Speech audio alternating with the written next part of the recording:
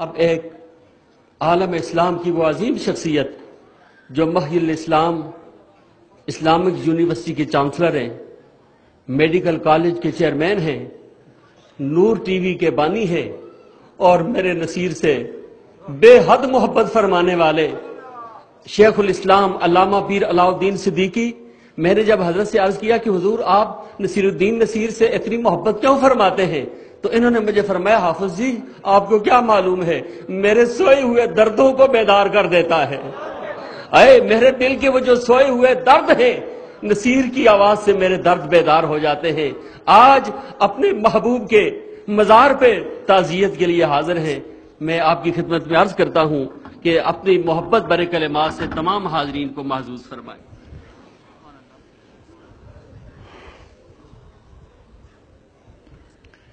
بسم اللہ الرحمن الرحیم۔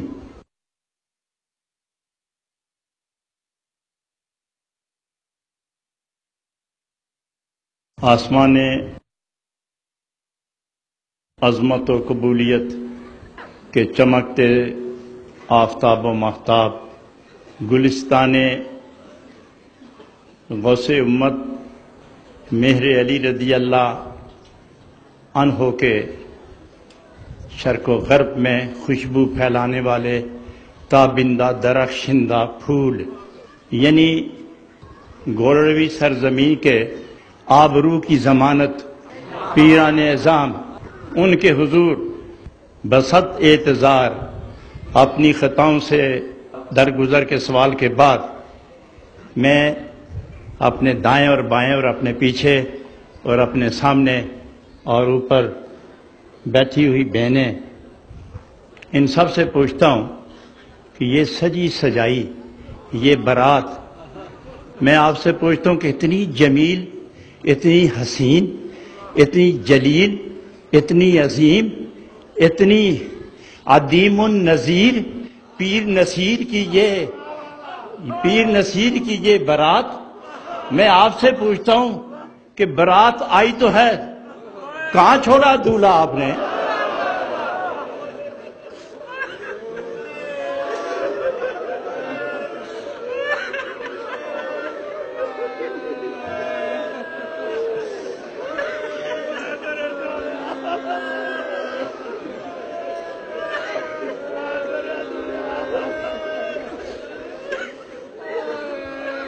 میں نہیں سمجھ پایا، میری سمجھ سے بالاتر ہے یہ حقیقت کہ وہ مٹی جسے ریاض الجنہ کہتے ہیں، روضۃ من ریاض الجنہ، وہ مٹی جسے روضۃ من ریاض الجنہ کہتے ہیں، یقیناً وہاں آرام فرما تو ضرور ہیں، لیکن جو وجدان کے عطا ہے وہ یہ ہے کہ کروڑوں سچے دلوں میں وہ آرام کیے ہوئے، وہ عمر بھر نصیر الملت رہے، نصیر الشریعت رہے، نصیر الطریقت رہے، نصیر العظمت رہے،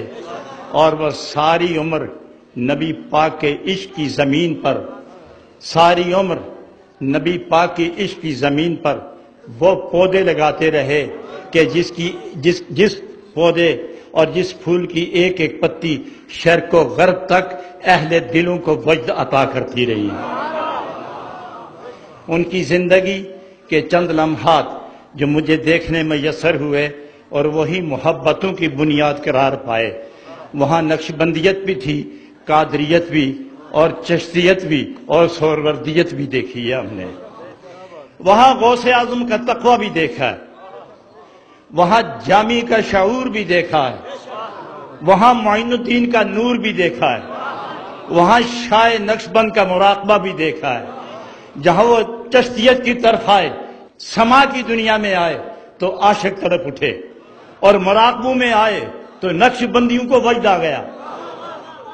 اور اگر وہ تقوی کی طرف آئے تو قادریت قربان ہو گئی، اور عشق کی دنیا میں وہ کھڑے ہوئے تو کملی والے کے عشق نے انہیں اپنے حصار میں لے لیا۔ حضرات، فقہ اصول، صرف، نحو، منطق، ریاضی، تفسیر، حدیث، کتاب محبت، کتاب طریقت، کتاب شریعت اور کتاب عشق پڑھنے اور پڑھانے والا وہ جید عالم، جب میں ان کا اخلاق دیکھتا ہوں، ان کا حسین اخلاق، ان کا علم، ان کی فقہ جمع کروں، ان کا تقوی جمع کروں، ان کا پیار جمع کروں، ان کا محبت انوار ہونا ثابت کروں، اور انہیں ہر قدم پر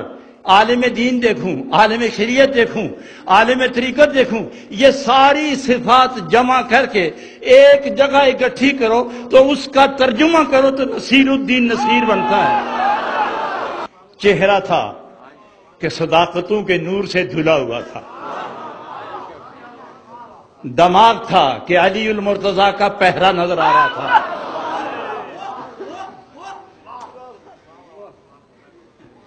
اور تقوی تھا کہ غوثیت بلائیں لینے آئی، شہور و نور و ظہور کے آسمان پر چمکے تو مہر علی نے دامن بچھا دیا۔ حضرات گرامی،